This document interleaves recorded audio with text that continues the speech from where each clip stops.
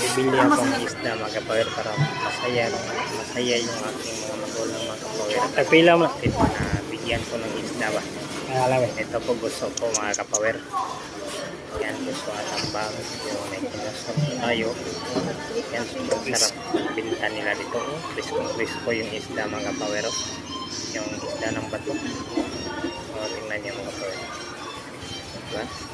Ha? Sobrang sarap nito mga kapower. Sana din eh. Maraming salamat po sa pagpunta niyo sa aking vlog. Thank you po.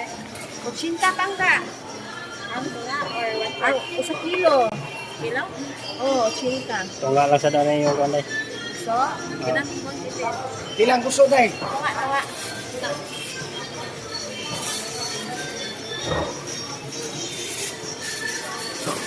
I-down ko lang ko. Direct na dito.